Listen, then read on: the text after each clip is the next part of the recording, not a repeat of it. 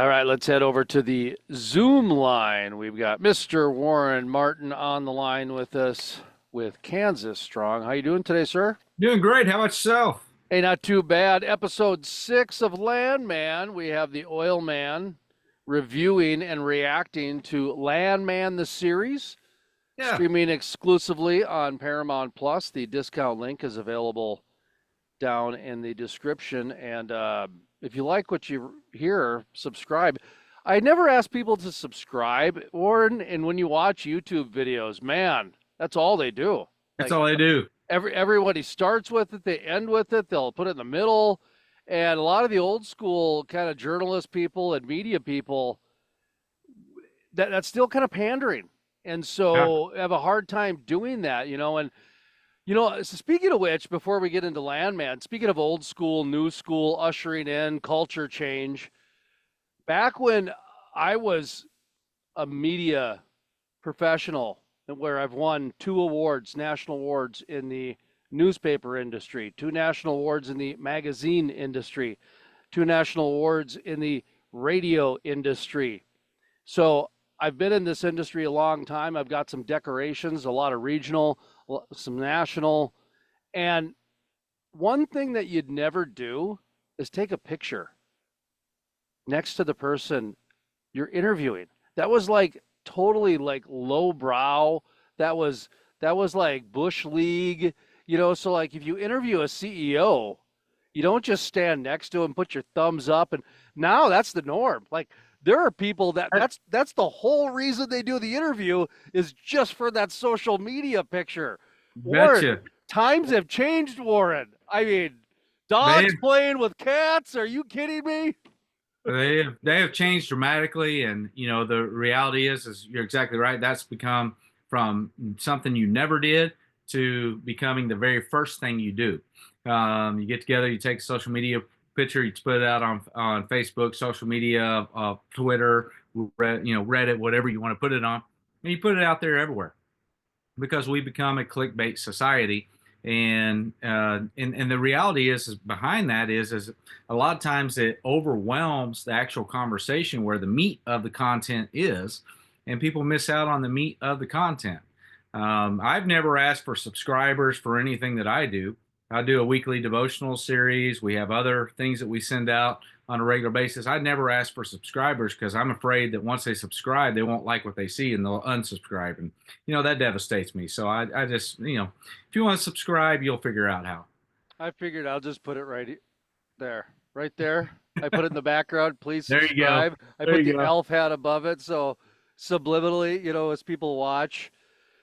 Well, let's tie in some of the social media. Let's tie in, it says it's streaming exclusively on Paramount Plus. This is not on FX. This is not on AMC or one of the other cable channels that started creating original series content. This is Paramount Plus. And when you take a look at what Landman has done is it's created some snippets that have really gone viral within the oil and gas industry. I know you mentioned in our past interviews that you've received a number of those different little 3-minute, 5-minute clips from the series. There's probably 3 or 4 that come out of each episode. And I think, honestly, it's a positive. It's gotten the conversation going. I don't know if it's as effective as the industry would want it to be, as in, if I go to an Applebee's, if I go to a laundromat, if I go to a Walmart, I'm not sure the amount of people talking about Landman is the number that they'd want quite yet, Warren. It's a great series, but I don't think we're moving the needle for a conversation piece, even with some of that social media. But I think a lot of it's just being shared within the industry. How about you? Yeah, I was actually thinking about whether or not to bring this up on this show or not. But in our past interviews we've done, I've received a couple critical comments based on what I put out there, because people just have disagreed with me that they don't agree with me that the show is not showing the oil industry in a positive light. I never said that. I said that it's not true to the oil and gas industry. It's an exaggeration. It goes to the extremes on both sides. And I've also stated that, many times in the plot, There are very powerful statements that are said, but they're offset by what leads into them or what goes out of them or what immediately follows them or precedes them, that kind of waters them down. And my claim that I've made several times on this show is that if you are already favorable towards the oil and gas industry, you're going to watch this show and you're going to go, yeah. I've talked with several landmen where I've talked with them about how Taylor Sheridan in the script is kind of playing both sides. And their response to me was basically, we don't care as long as we look badass in the end. And, and it's kind of what the Yellowstone thing was, is, Yellowstone was not an accurate portrayal of the ranching heritage that takes place in the United States, but it made ranchers look cool. And so you had ranchers that rallied around that idea of Yellowstone. You got Yellowstone paraphernalia that's out everywhere, and they rallied around it. You see the same thing happening with this show, where the oil and gas industry is really rallying around this show because it does make us look cool. It makes us look like we're in a really cool industry, which we are. We're in the industry that is providing the lifestyle that we depend upon every single day. But there are payouts that go with that. And the fact of the matter is that even though with all the criticisms that I've received for the views that I've put out in regards to the script line, is I'm not sure that this show is actually crossing that line to moving the favorability towards the oil and gas industry. I have absolutely no doubt it's bolstering the favorability of the people who are already favorable towards the oil industry. But I don't think it's really reaching that line where it's increasing the favorability to those who are unfavorable. And that's been my criticism up to this point. The one thing that I've noticed too is that within the echo chamber that an industry can create, it's very distinct in the oil and gas industry. And it's almost like throwing red meat, to the audience, that saying, throwing red meat to the lions, if you will, because it's going to be accepted. And so the low-hanging fruit and the easy pickings, if you will. But again, I go back to, like I said, if I go to an Applebee's, if I go to a Walmart, if I go to a truck dealership, if I'm going to an oil change and I strike up a random conversation with somebody, are they going to have this conversation with me? Or are they going to go and talk about Yellowstone, or because Tyler Sheridan, easy comparison, easy lateral move, talk to a stranger about this type of a thing.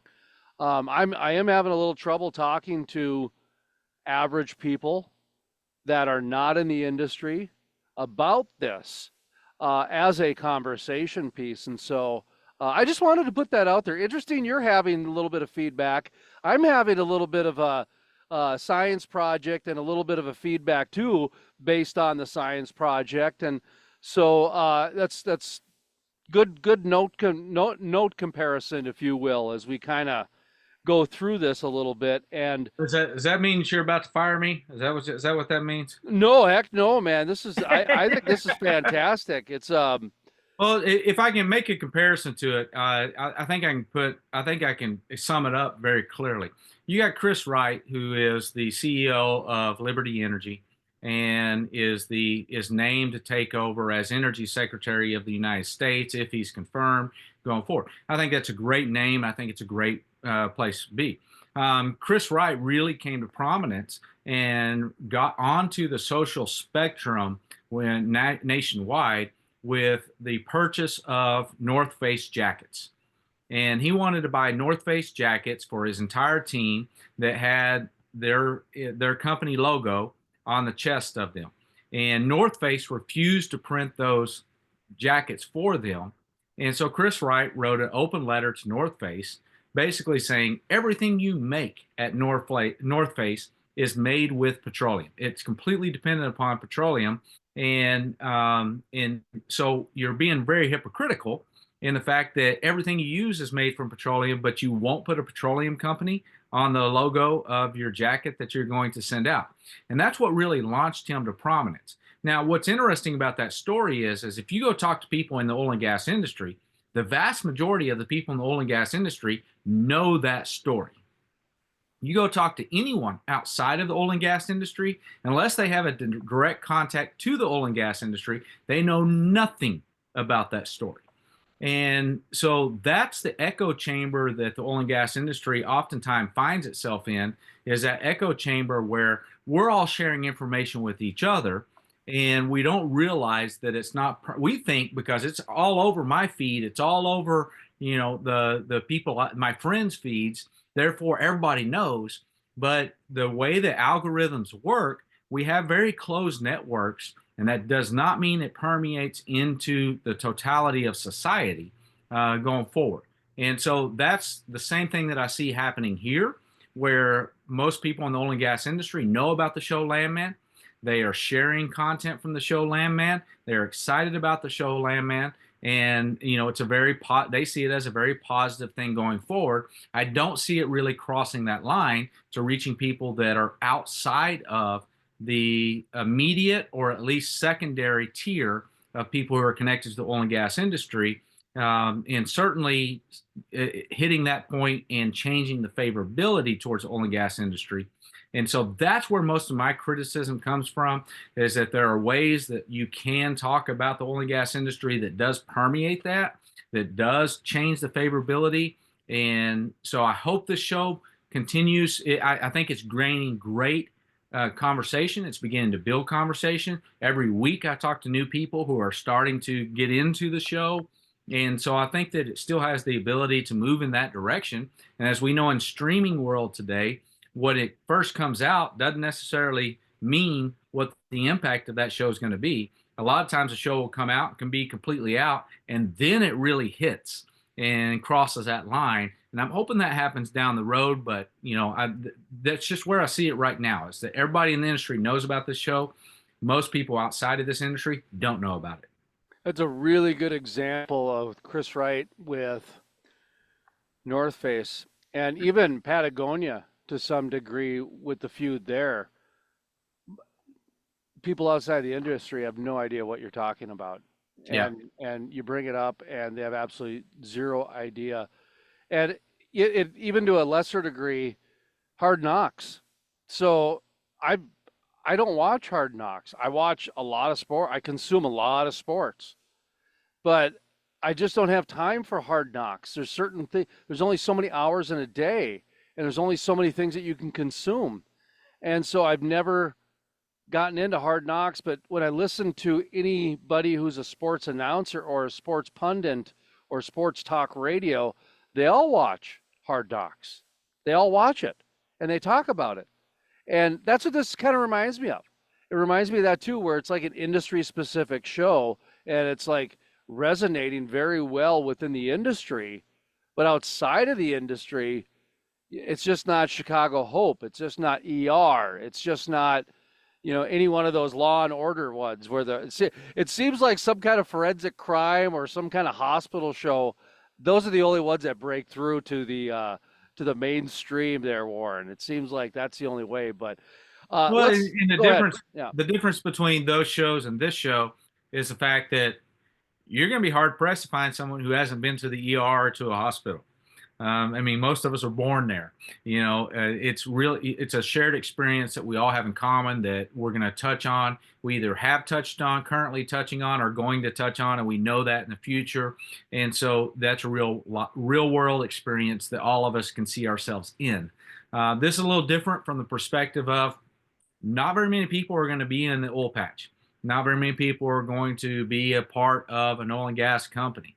And so it's a little bit harder to permeate that society. Even comparing it to Yellowstone, you look at the number of oil and gas workers that are working across the United States compared to the number of people that are working in the agricultural industry.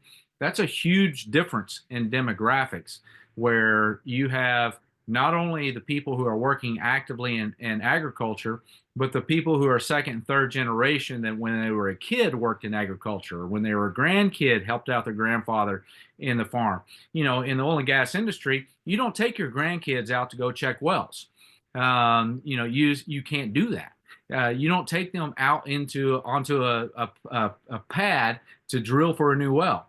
You just don't do that. And so it's a very different dynamic where there's not as great a pool of population that has a readable connection to this industry. And so a lot of this show is built upon social dynamics, with what's happened with Cooper and the fights he's going through, what's happening with Tommy and his ex-wife, and them restoring their relationship, his daughter, the financial payouts for wrongful death suits, those types of things.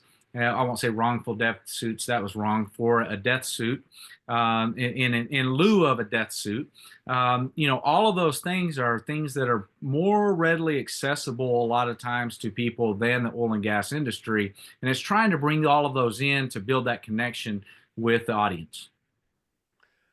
Landman, episode 6. Beware the Second Beating is the name. We should probably get into the review reaction time here. Warren Martin is our oil man, and we're reacting and reviewing Landman, the series, streaming exclusively on Paramount Plus. The Crude Life has a content partnership with Paramount Plus with a discount link available. And I believe right now it's a first month free or something like that. I don't know. During the Black Friday, it was like a year for $30 or something like that. That one was pretty good, but always deals available. So if you're watching this 6 months from the recording date, don't worry, there's a deal there. Always a deal with the Crude Life. Okay. Things are getting real for the Norris family now. It's getting to be heavy, Warren. Heavy times now. So I think as this ramps up a little bit, your earlier statement about more people coming onto it later on is going to happen. I think more people are going to talk about this.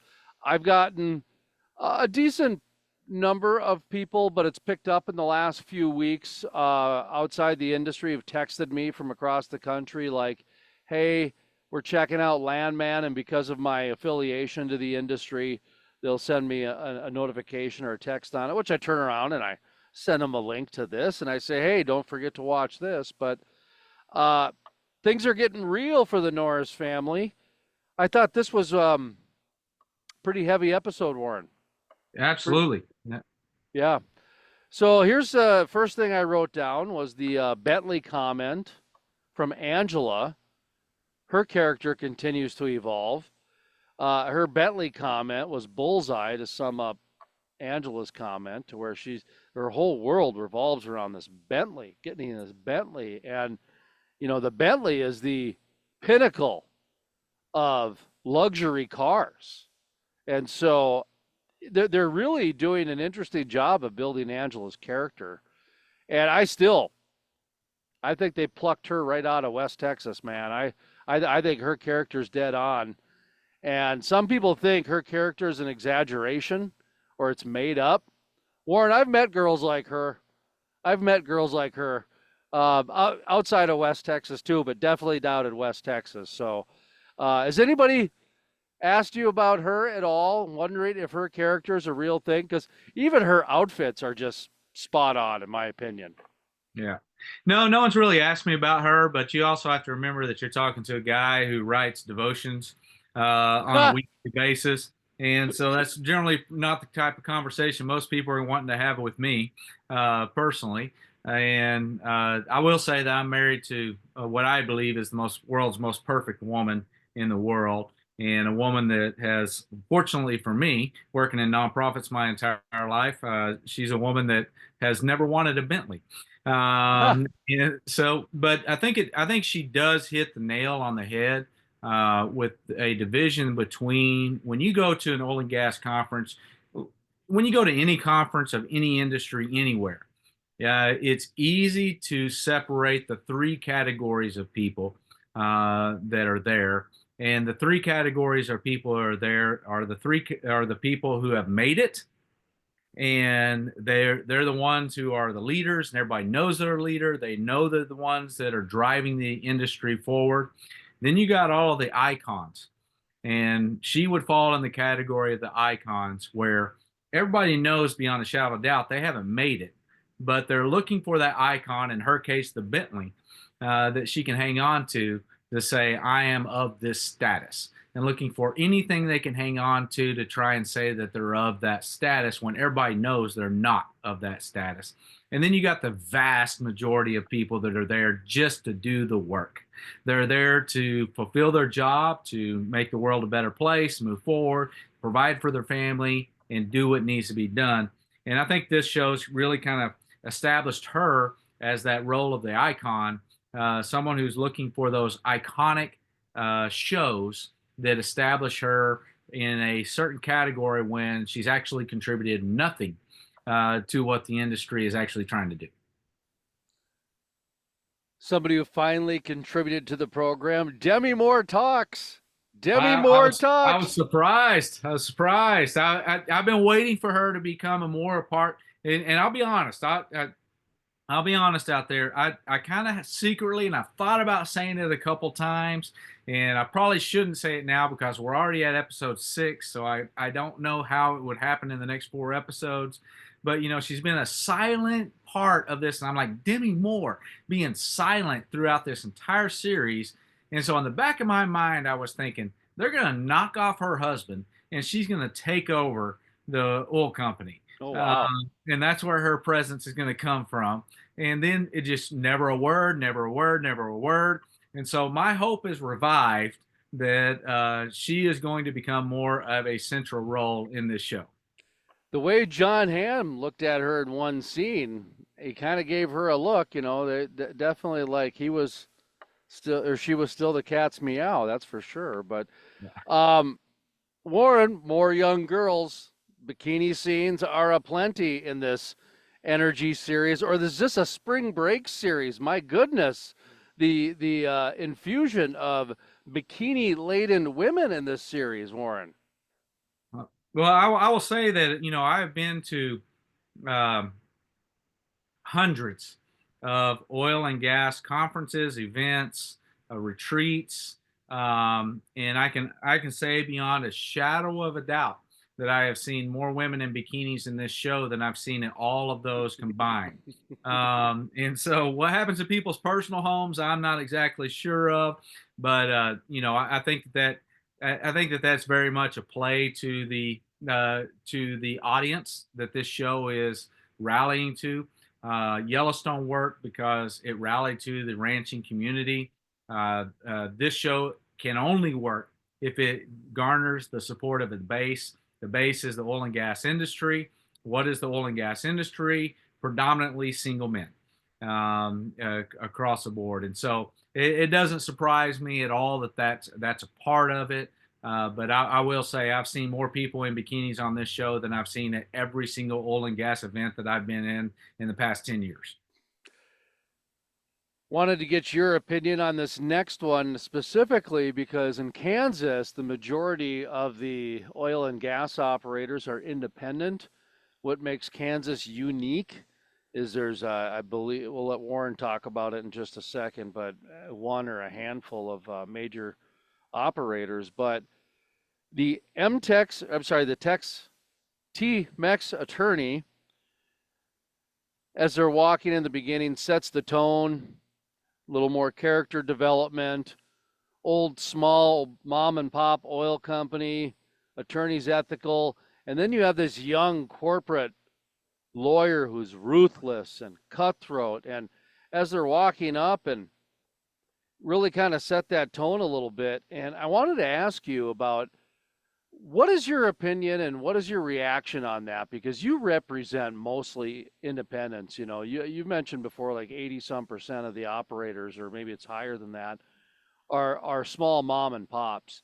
And those two attorneys walking up there, that's what that was. That was the small mom and pop, worried about the 401k, worried about screwing over the employee, trying to do what's right.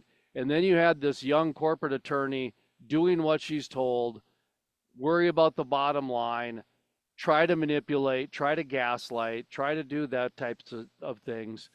And I thought of you. I thought of you, man. I mean, what a weird position, because there is this like we're all in it together, but now they start splicing the hairs of the industry and start doing some of those types of things. So either we have inner fighting or that type of thing. But what was your reaction to that? Yeah, I think that was the very number one thing that I put on my list to talk about is litigation is a part of the oil and gas industry, always will be, because you're talking about multiple companies that are involved in a single asset, and everybody's always looking to pass blame somewhere else. We live in a litigious community where people are constantly looking for, not what's right or wrong, but what can I get out of this?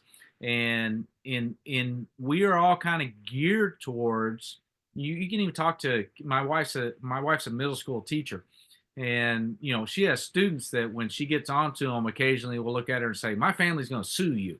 I mean, it's that much a permeated part of our society. And so a lot of times companies and corporations, they try and get ahead of that, and they try and cut that off before any lawsuits start and do the payoffs and all of those things. But I think what you really saw between these two lawyers that was coming there is really what the difference between big oil and really in any industry that you want to look at, big industry versus independent industry.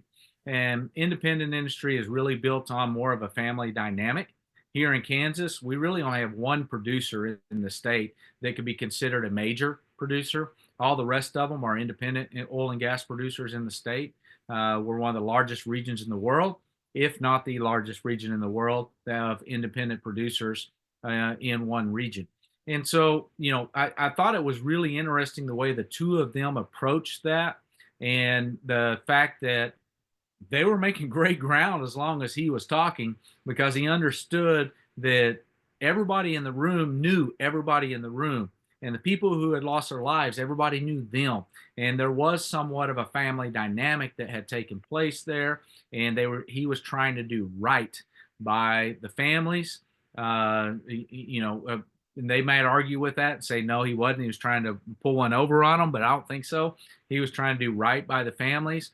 At the same time, you had the lawyer on the other side that didn't know anyone in the room, didn't know who it was that died, and was trying to do, quote, right by the company, which is pay out the least amount of money you can and get out of the door.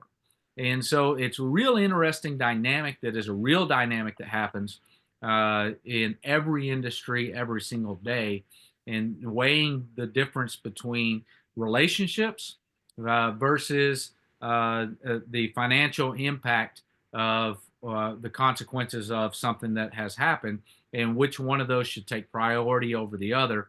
It's a real interesting dynamic that's taking place there, and it's going to be interesting to see what happens, because two of the women signed the agreement, but the third woman, who is the girlfriend of Cooper, did not sign because she went to the hospital with Cooper. And I think it really sets it up for an interesting dynamic going forward. Where does she come after the company, being the boyfriend, having a relationship, boyfriend-girlfriend relationship with Cooper, and suing Cooper's dad, Tommy Norris?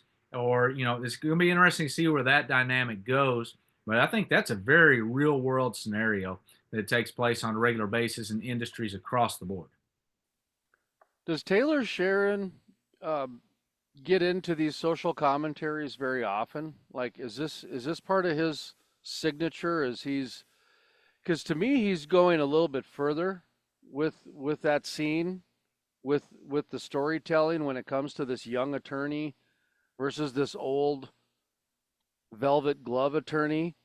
And I'm not I don't watch Yellowstone. I don't even think I've seen one entire episode, and I'm not familiar with some of his other work, but people tell me that everything he touches turns to gold, and he's does tremendous job and that sort of thing. And much like Fargo, which I'm a big fan of, the series on FX, this has got some layers to it and some idiosyncrasies, and you have to kind of look beyond and suspend your belief a little bit in order to get some of the bigger picture. But when I look at this young attorney, she is there for the pursuit of money. That is the number one goal, is the pursuit of money for the shareholders, not for the family, for the shareholders. When I look at the attorney, his number one goal is to do what's right.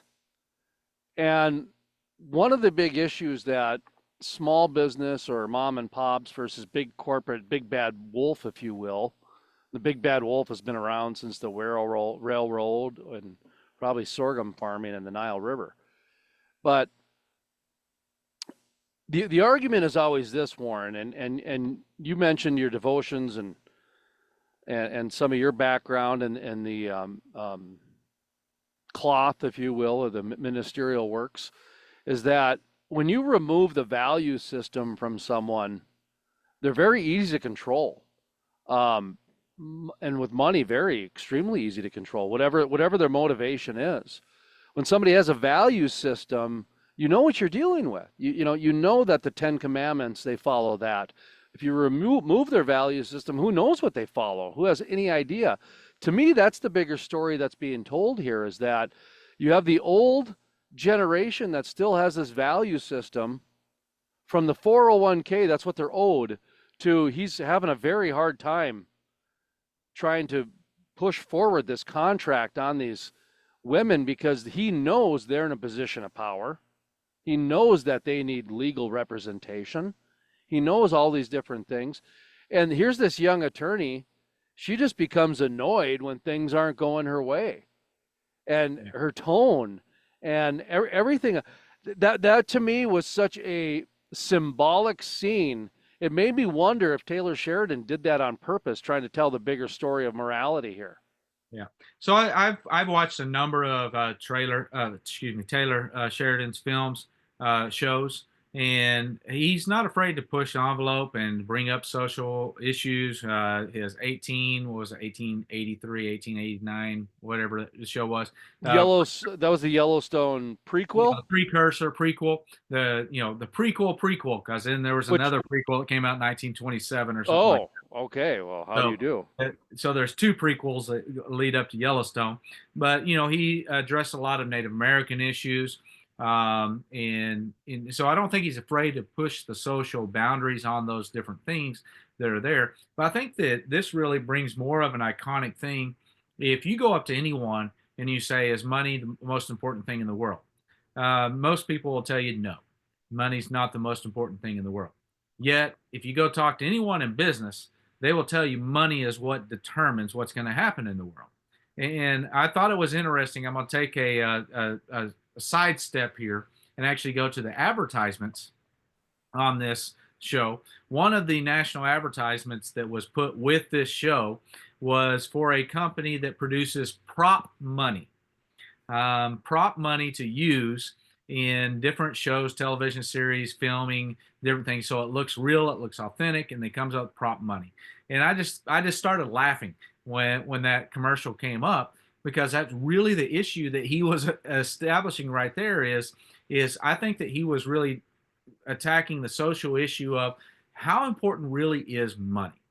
How important really is money to the lives that we live? Because you had a variety of things that were happening. You had the oil and gas producer who was having to decide whether he was going to pay out these sums to the families or not.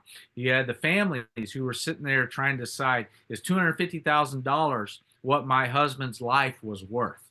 And is that an adequate payment for what my husband's life was worth?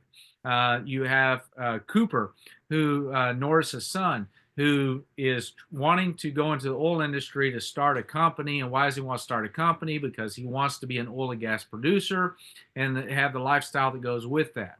Is being beat up and put in the hospital worth chasing that goal? And so I thought throughout this entire episode, you had one kind of theme that was going through it, and that was the opposites between a valued family experience or a valued livelihood versus money and the wealth that comes with doing certain activities or living a certain way, and the compromise between that. Even when you came to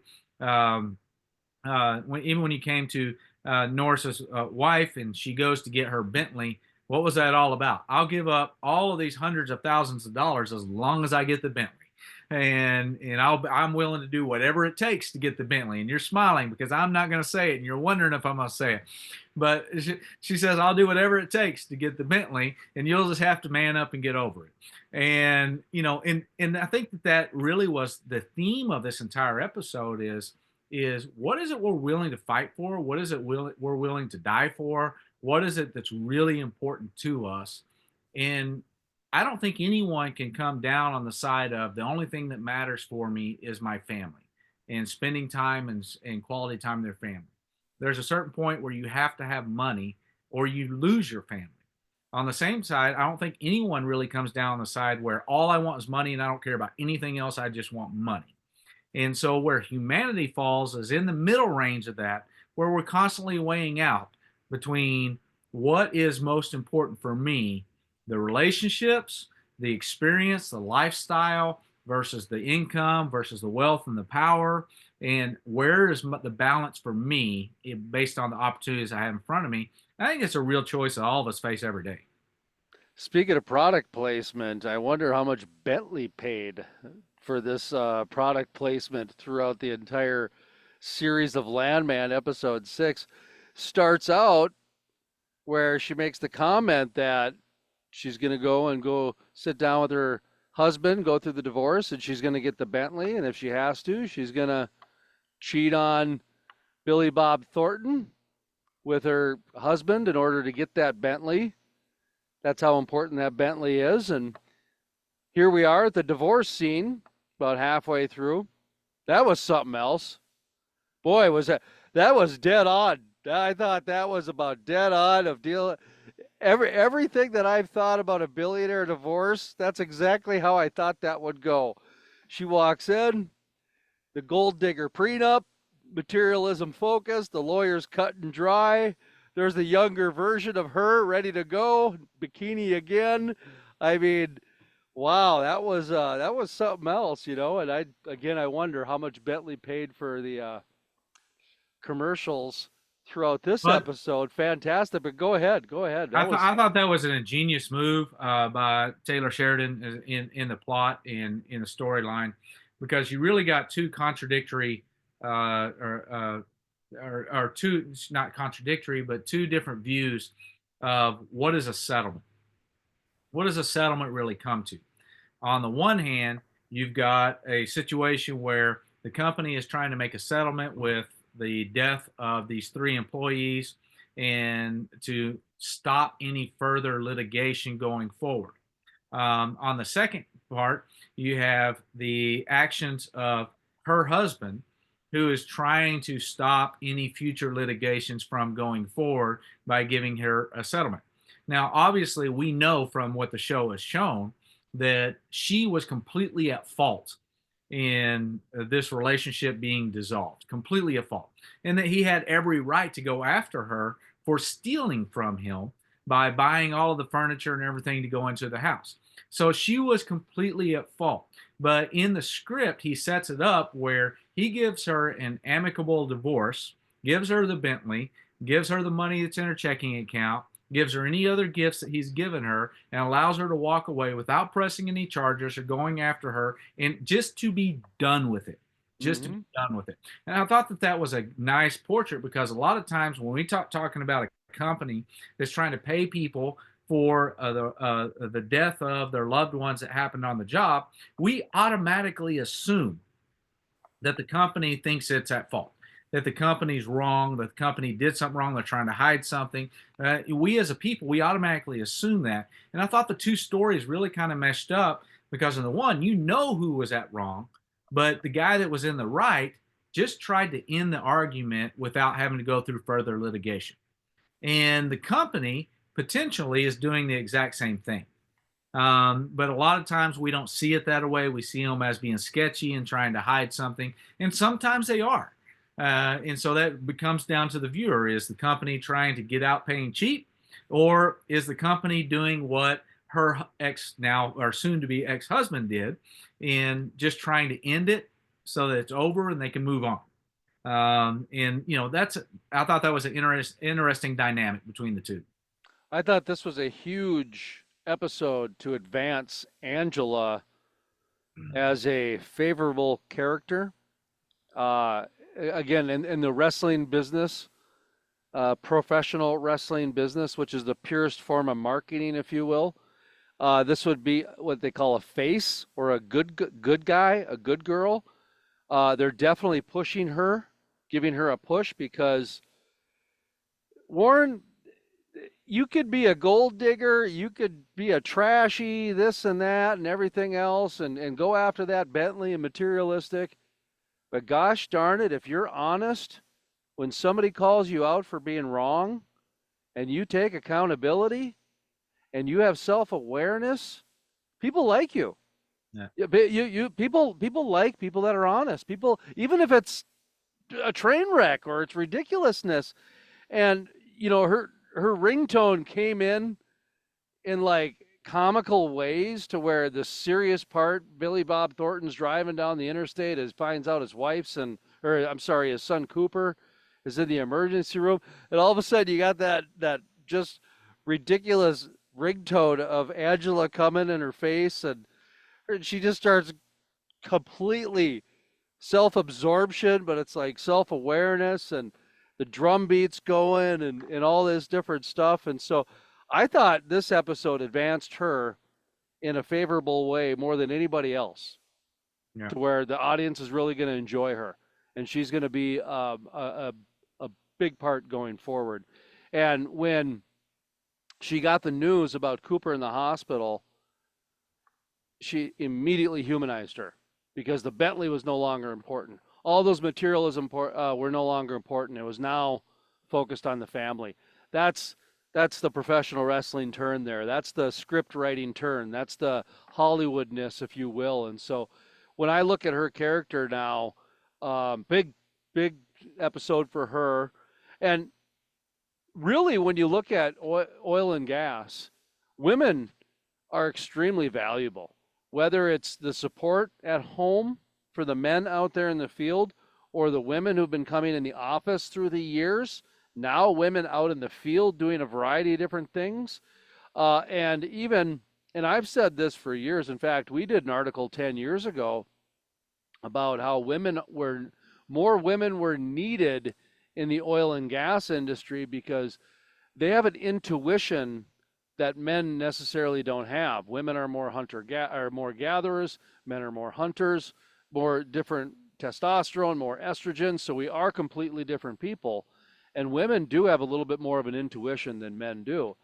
And so Warren, talk to me a little bit about the importance of women in the oil and gas industry, whether it's from a support mechanism at home, because 2 weeks on, 2 weeks off, it takes a special woman to support a family like that.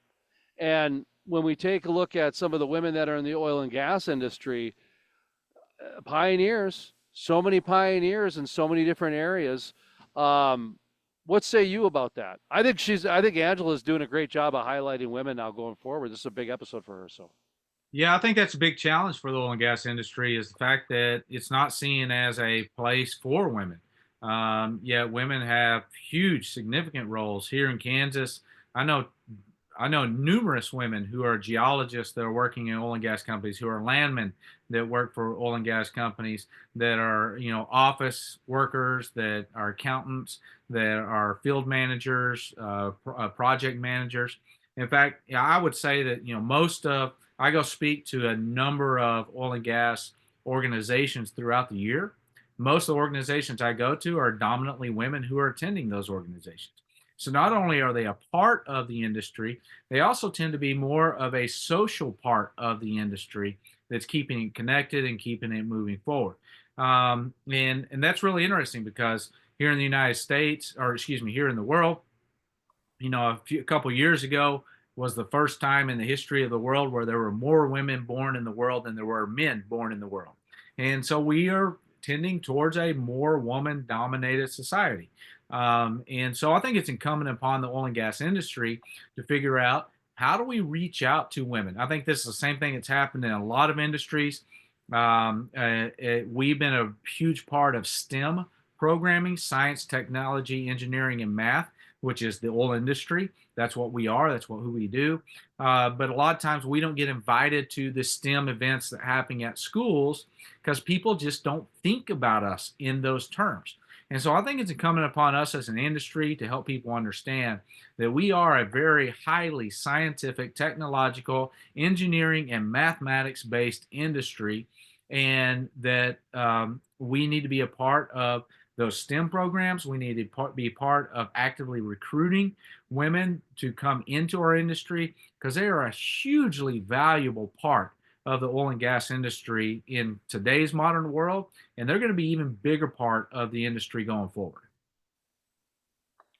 Young love interest of Cooper and the widow of one of the crew members who was blown up in the first episode is becoming more of a matriarch in her social circle. She's becoming more of a leader and taking on, you mentioned she didn't sign, and she was the one that stopped the gaslighting, if you will, slowed it down to say, well, maybe you are at fault.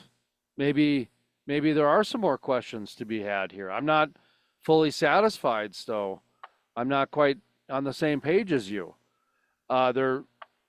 They've really ramped her up as well from a helpless, I don't know how to pay bills, to now she seems to be taking the bull by the horns here, Warren. So another example of a woman taking a leadership role in this program.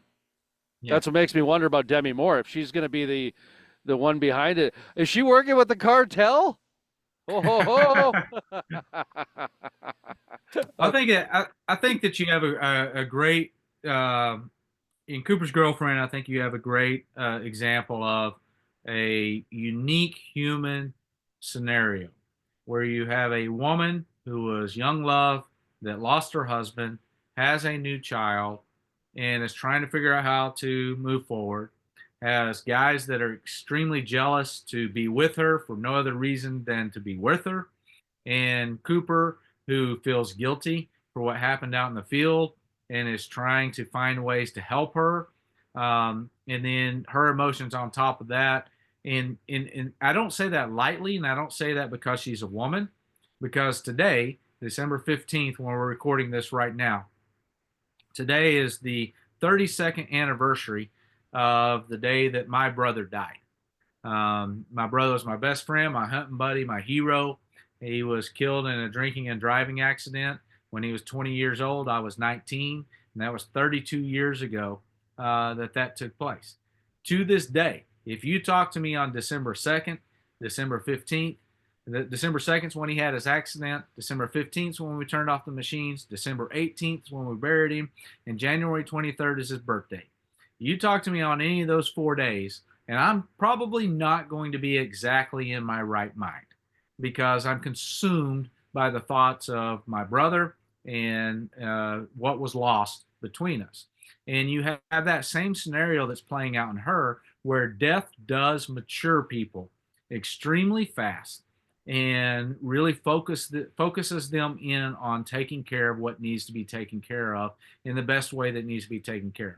And I think that's going to be a huge part of this show going forward, from that standpoint, where she is going to become either a leader or a rebel, one of the two. Either way, she'll be leading, but in which way does she lead? That still remains to be seen. But she's certainly going to be a pivotal figure moving forward. And a lot of times, that's what happens when you have death in a close-knit community. And a lot of independent oil and gas companies, which this company, it's a pretty huge independent if it's an independent, but if it is an independent, there is a community sense that's there. And we've seen that in some of the other storylines that have played out, that there is that same community that's there. Death is not something that you just move on from. It's something that happens for years and years and years, and people play back to it over and over and over again because it is family. The next segment here, we're going to talk about some reality, some sensationalism, some Hollywood. This is one of the reasons why we bring in Warren Martin, is to What's real, what's not real, what's kind of, maybe it's happened once or twice in 100-year history, and so they focus on it. And, this is something I think maybe happened 20, 30 years ago, but I got to tell you, the way that these crew camps and man camps, the way that they have upgraded and updated their quality of life and security measures and just everything about it. I wanted to ask you about that whole part where Cooper got beat up by a couple members in his crew and three of their buddies. And Billy Bob Thornton finds out, Tommy Norris, his character. And now we've got oil field justice or West Texas justice, depending on what you want to call it. Or, Warren, was this just gang retaliation, Hollywood? How much of this is real? How much of this is fake? Because I get it on the surface, it's real. Listen, Cain and Abel, retaliation. My high school is better than your high school. We've had it for a long time. But what I'm talking about here, I just don't think something like that could happen in today's man camp. It just seems like there's so many security measures in place that somebody couldn't get beaten up that bad. Maybe I'm wrong. But it just seems to me like that was a little Hollywood. Yeah.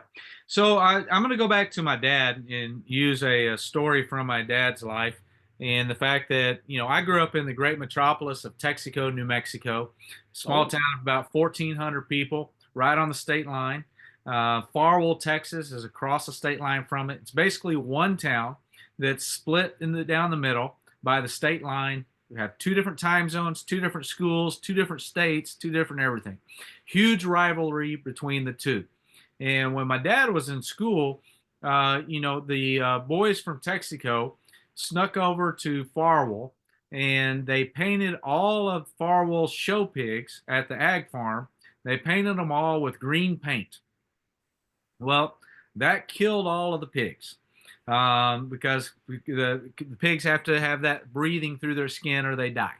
And so that killed all of the pigs at the Farwell Ag Farm. Well, what did they do? They got in trouble. They had to go over to the ag farm. They had to work. In today's world, what would happen in that same situation? You would go to jail. There would be criminal prosecution, and that's before PETA got involved, and then it would get worse after that. mm-hmm. And so in this show, it also showed that you had the boss that was sitting there looking at all of these houses, all of this housing through video cameras. And when the Texas Justice or whatever you want to call it comes in to straighten out these evildoers, he tells them to turn off all the cameras. Well, then we find out that the guy that beat up Cooper has a felony on his record. And so if he gets caught with drugs or a gun or anything else, he's going away for a very long time. Well, there's no way a felon that is living in that type of camp is not going to know how many cameras are in that camp. Is not going to know that everybody's going to know who did it. And is going to risk getting locked up for the rest of his life. He's not going to do it in that camp. I guarantee it. So yes, I agree with you from the standpoint of yes, I can see where this type of justice would happen individual to individual. Do I think it would happen in today's modern day camp? I think if it did, it would make national news. It would be a national news story that would be out there. I don't think there's any chance at the world that there would be Texas justice that would follow it up because the police would be on that scene to such an extreme that nothing would ever have left that scene. And so, I agree with you. I think it's very much far-fetched Hollywood. I think the issues that they're fighting over are very real and that there are fights that happen over those in different ways. But I think this was way to the extreme. That was probably the part I didn't care for in terms of if I were to say this was a negative on the industry, this would be the part because, as you mentioned, a felon, guns, drugs, I'm not even sure that type of person would be hired by an oil company. Yeah. I mean, through background checks and the way that they've They've moderned and streamlined a lot of these different hiring practices. Secondly, I mentioned the security measures that are in today's crew camps and man camps and a number of different things. If you want to advance that beat up storyline, do it at a bar. Yeah, there you go. Do it walking out to your car after a bar, and act like he just got jumped, Yeah. that type of thing. So there was a lot of different ways that they could have advanced that, and so this has been several times now to where they could have advanced the storyline in a way that didn't take a little jab and a turn at the industry in a sensational way, Yeah. in a very wow, it's happened one time before in the But history way. I don't think it's really a sensational way. I took criticism. I'm coming back. Maybe I got thin skin, but I took a little criticism this past week because people disagreed with me on some views that I took on the show. And one of those views that I took on the show was that I didn't like the way that Taylor Sheridan had set this up to compare the oil and gas industry to the drug cartel. And this is, again, one of those scenes that I think puts us back in that category of the drug cartel that just doesn't happen in the oil and gas industry, at least not to this level. I agree with you. At a bar, if the two of them started yelling at each other and then they started throwing punches and the other people jumped in, that's a different storyline. Actively going to walk into a room and corner a guy and kill him by beating him up, which obviously the way they beat him up, that was their intent. No, I don't buy that. But if it would have happened in a bar scene like that, but again, I think it's kind of that portrayal that pushes us back into we're a lot like a drug cartel, and that's just not a true statement of the oil and gas industry.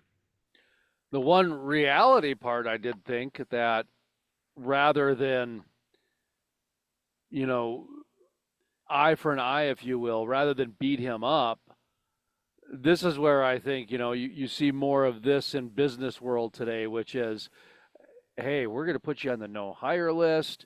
You're going to Yep. go to jail. Don't ever come back here. I mean, by the time that shakedown was done, he had a jaywalking ticket involved. I mean, it's just like everything possible. And to me, that was very real. That they'll, there's a lot of looking the other way in every part of life. If things are going well and the boat is not getting rocked and there's proper flow management, people will look the other way on certain things. But Yeah. if a sense of entitlement comes in, or you think you're bigger than the boat and you start to rock it, it's thump city. And that's what Billy Bob Thornton did. He thump city'd him Yeah. after he even said 5 thumpers. Hey, do you got 5 thumpers who don't play in the sandbox? I wasn't familiar with the hitman term as thumpers. Was that an industry term, Warren? Yeah, that's an industry term. A thumper is a thumper truck that we use to do seismic reading. And you take the thumper truck out, and what does it do? It beats on the ground, Mm-hmm. and that brings back the reading, so you get a proper image of what's actually happening underground with the different layers of the rock formations that are down underneath the ground. And so that's where the thumper comes in, is the fact that in the oil industry, what does a thumper do? It beats the ground. It beats something up.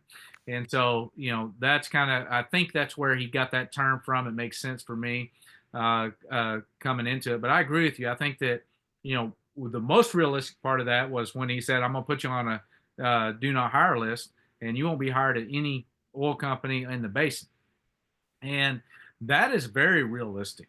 Realistic, not from the standpoint of there's an official list out there somewhere that someone's name gets put on it.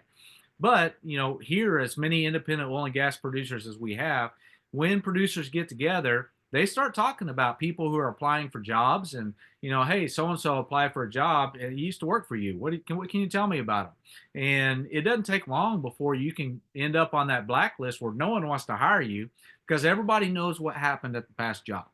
And that's happened in every industry. I mean, you can go back to what was it, the 1940s, 1950s, and Hollywood, and you had the blacklist. That was much more of an official blacklist of who could and could not work in Hollywood. But I think that happens in every industry, and it's what we call having a reputation. And if you're in an industry long enough, you develop a reputation. and that reputation always precedes you. And that, I agree with you, that was the most sincere. And I have seen that happen where someone does not treat someone the right way, hazes someone the wrong way, is abusive, doesn't show up for work on right, and they do get blacklisted, where no one else will hire them because they've had too many DUIs, they've had too much, to haven't shown up to work on a timely basis, and they get that reputation. And all these producers know each other, and it's not an official list. It's just no one's going to hire you because they all know who you are. And so that was very believable. One more part of the reality that I think a lot of people would like to know a little bit more about is the sheriff and oil field relationship continues to where Billy Bob Thornton, Tommy Norris's character, almost seems like a deputized sheriff at times. He works hand in hand with the sheriff so much, and there is a lot of reality behind that, and this is a tough thing to talk about for the average person, because on one hand you're dealing with some sensitive information, and you don't want to put too much out there because speculation can lead to problems. People's imagination can lead to problems. But on the other hand, I can tell you, working in the media for 30 years, I've had sheriff's departments direct me to oil companies to get public information, and that ain't going to happen. So I on one hand, I see where there can be issues, but on the other hand, there does need to be a little bit of controlling of the flow of information that goes out to the public, whether it's through the media or to the media. And to me, that when I see those types of relationships with like industry and the sheriff, that's what I see. I see more of trying to do what's right with the information, not manipulate to create, I don't know, screw over people or the taxpayers or whatever the deal is. And I'm sure there's that too. But I think more times than not, the reason a sheriff and an oil company are working together is because there's an accident. Mm-hmm. And there's some sensitive information there. And in today's day and age, especially, man, that wildfire, once it's set out there, it's hard to put out. So what have you made about the sheriff and the oil fields relationship through the storylines throughout the series? Yeah, well, so I think we'll have to go back to last episode. Last episode, the one thing that I told you I was surprised at is I was surprised that they haven't brought politics more into this storyline. And they did this episode. Rolodex. That politics that they brought into it is the sheriff. Mm-hmm. The fact that good point. Sheriffs are elected, yeah. Law enforcement officer. He is an elected law enforcement officer. In other words, he is a politician who acts as a law enforcement officer. And I think that's important because if you go back and you look at the past 20 years, go look at where there was a dispute between the federal government and a local community, where there was a dispute between a state government and a local community. Who was it that, go back to Arizona, Maricopa, go back to any of those places. Who was it that was the activist that was fighting against the state or fighting against the federal government? It was the sheriff. Why? Because they're an elected official, elected to represent the people of that area, that community, that county, right there. And so I think that this is where those politics really have kind of come into it. Yes, so they're a law enforcement officer, but they're an elected law enforcement officer, therefore they're a politician, and trying to walk that line between being politically on the right side of things, but also legally on the right side of things. And how do you walk that line in that way? So I think we've seen that political element come in, but it's coming in through the sheriff himself. And when it comes to oil and gas industry, the relationship between the oil and gas industry and the sheriff completely depends upon where in the United States you are. I would imagine that in Midland County, and around Midland, Odessa, the Permian Basin, that the relationship between the sheriff's department and the oil and gas industry is pretty symbiotic. They get along very well because you're not going to get elected to the position of sheriff if you don't like the oil and gas industry in those regions. Cross the border into New Mexico, where there's still a tremendous amount of oil and gas production, but you have much more of a purple blue state that's across that line. I can see where there would be more conflict between the sheriff and the oil and gas industry. So I think this gives us one view of a potential relationship between sheriffs and oil and gas industry, or any industry that that county is dependent upon for the future of the county. The reality is like here in Kansas, you go to Western Kansas, there's several counties in Western Kansas where the number one financial contributor to the county coffers is the oil and gas industry. And so anyone who's elected to sheriff, I would imagine, would be a lot more favorable towards the oil and gas industry than, say, a sheriff that was in Douglas County that was elected in a very Democratic county in Kansas.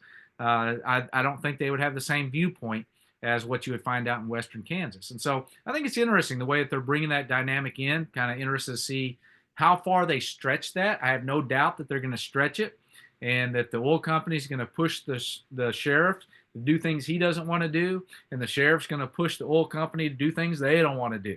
And where does that balance come in? I kind of see that as an ongoing plot line for us. Certainly see where season 2 is going to be something that is going to be renewed. My guess is because we haven't come even close to satisfying anything with the cartel. Yeah. They tease this time about get your Rolodex out for the politics because, or for politicians, because the amount of things that are going to happen. And as we mentioned in one of the previous talks, that really the political side, that's a whole season on its own. And Mhm. and that could be absolutely fantastic, showing just the whole government affairs side of this whole deal. I mean, we talk about the cartel being sensational. My goodness, some of the politicians getting kickbacks and bribes. I mean, they'll take that to the moon, Warren. I Yeah. mean, they'll take the donations and go all kinds of different directions. Before we get into the green initiatives, Russia and Saudi Arabia, I wrote down about the general manager versus dad talk. I thought that was really good when Cooper was in the hospital and his dad was there, and he shifts over to general manager mode because he's getting pushback on his kid, like a teenager that pushes back from fatherly advice, and he's like, "Oh no, this is a general manager talking to you. Like I signed your check, so you got to listen to me, boy. This is not your father. You can't." So street smart daddy, real talk versus naive child. I thought that was a great moment. Um, Cooper is Cooper's an interesting character. Kind of the naive all American, Boy Scout, if you will, trying to make it in the oil and gas industry to make his American dream, but he's hitting a lot of pitfalls along the way. And street smart daddy, real talk. Did that make an impression on you? Did you remember that scene? It did, but I didn't believe this dad at all. And because I'm sitting there thinking, I know a lot of general managers. And a lot of general managers, if my choice is to let go of one employee that's a greenhorn that's just come in and done a green helmet that doesn't really know what's going on, or losing three employees that I'm going to have to replace, especially at this point in time in history when it's extremely difficult to put together a new crew. Most general managers would say, you know what they did to him was wrong, so let's give him some money so that he goes away so that I don't lose an entire crew.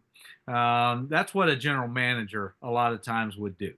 Let the law do what the law is going to do, but for me, as if the law doesn't do anything, I'm going to protect keeping the work going. That's what a general manager. So I didn't believe that at all. I think that was more what he said to his son to try and make his son feel better that I'm not doing this just for you, when he actually was. Because when he got in the room with those other men, Never once did he say he was a general manager. Over and over and over again, he said, my son, my Mm-hmm. son, my son. So I don't buy the general manager stuff at all.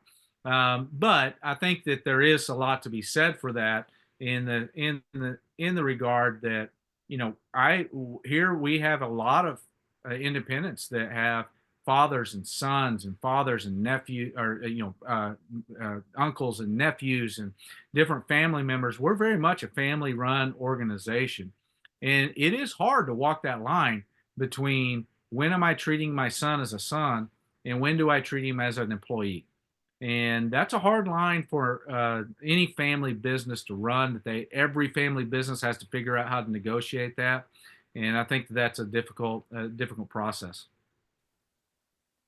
I wrote down when they were in the hospital, one of the guys is eating like Cheetos or something like that, and they're saying they shouldn't eat that crap. And his response was, "Well, they sell it in the hospital, so it can't be bad for you." And I thought, you know what, that's great logic, and great pointed out hypocrisy there. That's to me that's good writing. That's good writing, because what was it, a 30-second Not even transitional? that. Yeah, Yeah, yeah, yeah. just one segment to the next makes it enjoyable.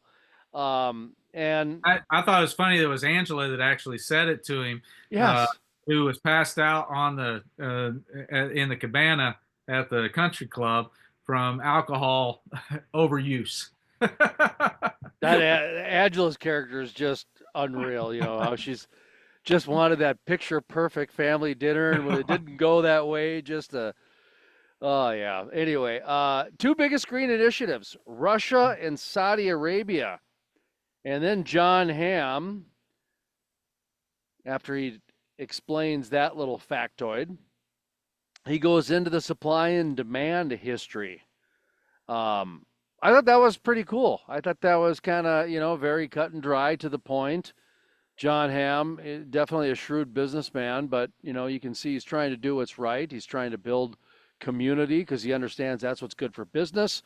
That's the part that I think is probably the lesser examined part, is that what drives a lot of these oil and gas companies is building the community. It's like they talk about that sweet spot, because that allows everything to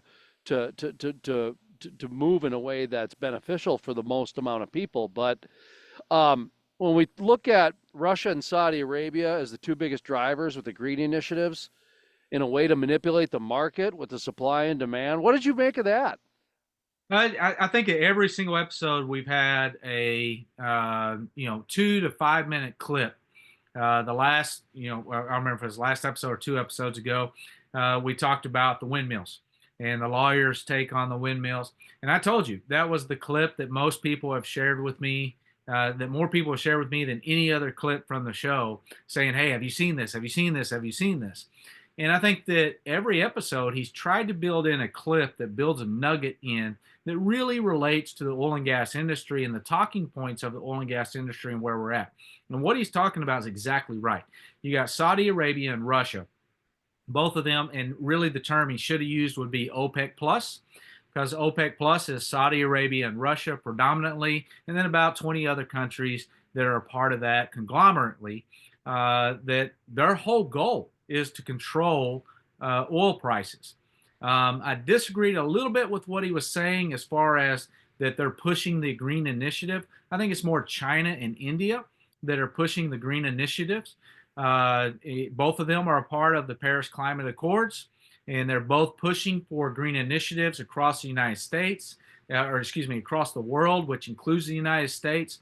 And they're really pushing for it because they are exempt from any of the initiatives that the Paris Climate Agreement puts forward. So they're exempt because they are considered to be a developing nation.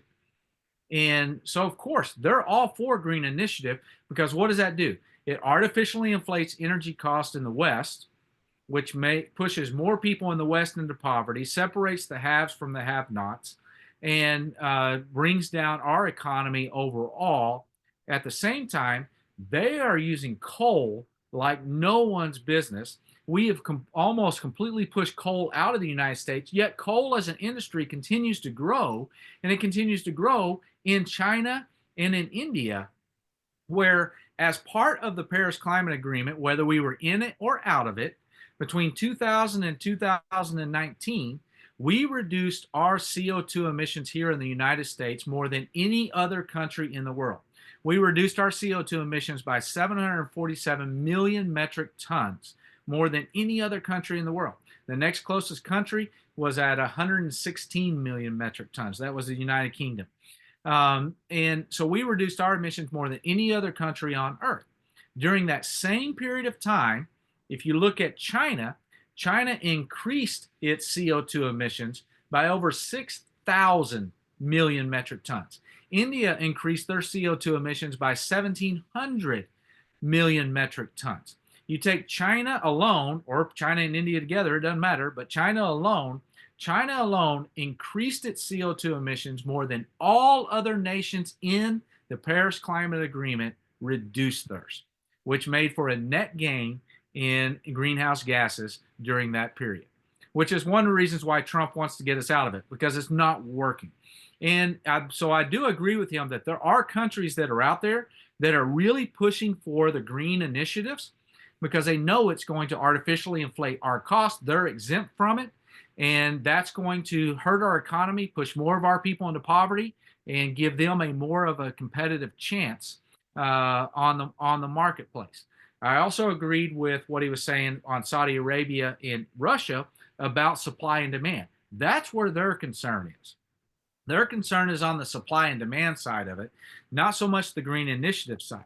They want to control the price of crude oil because, frankly, Saudi Arabia and Russia, neither one care about the people that are in their country.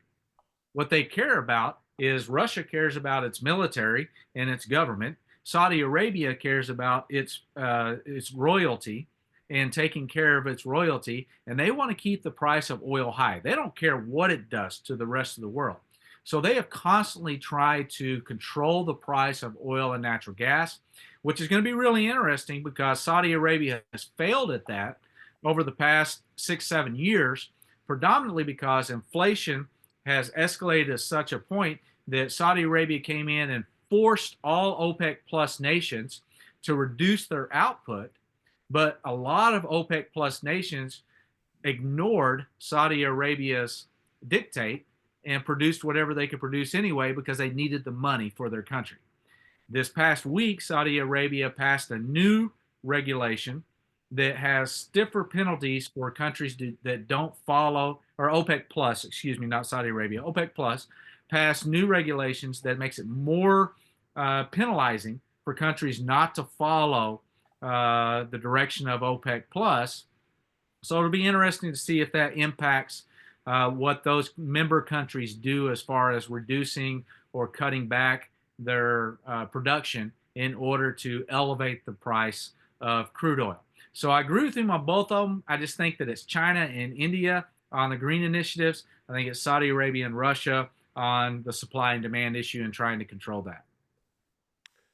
Episode 7 comes out next week. All roads lead to a hole. Of course, we just got done reviewing episode 6, and the name of that was Beware the Second Beating. Warren Martin is our Oilman review reactor. And overall, Warren, I still think the show's positive for the industry, and I think it's as more episodes come out and as more of the characters become relatable. This was a big one for Angela to become relatable to a lot of women out there because coming off of the family dinner, now we've got just the whole connection with the children during the accident. I think that it's positive for the industry, but there are the industry needs more than just to look badass. Yeah.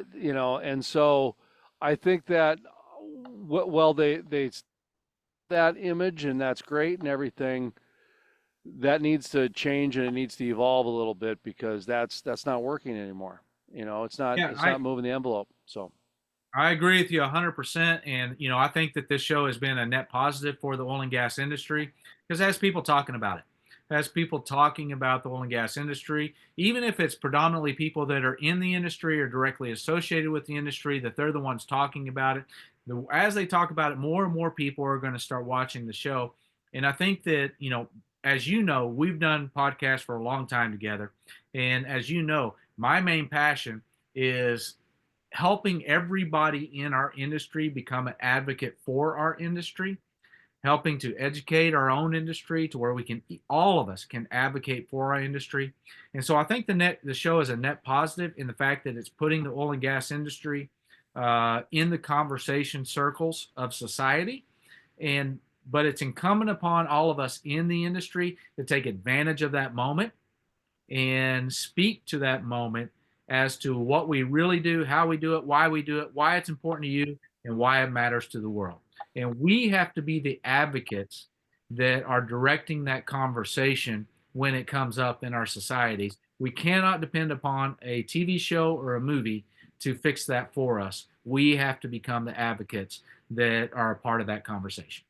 Warren Martin is our guest. He's with Kansas Strong. My name is Jason Spees, and this is the Crude Life. We also put it out on This Week in Energy. And also, we've even had a couple radio stations now pick it up as well. Bismarck, North Dakota, Talk of the Town. So we're getting some traction. We're getting a little bit beyond the industry, which is nice, which is what we're set up for. And if you're new here and you want to check out Landman, the series, we do have a discount link right there in the subscription. I'm sorry, in the description, not subscription. You can always subscribe right here. But in the description, we've got a discount link available. Warren, we'll be talking next week, man.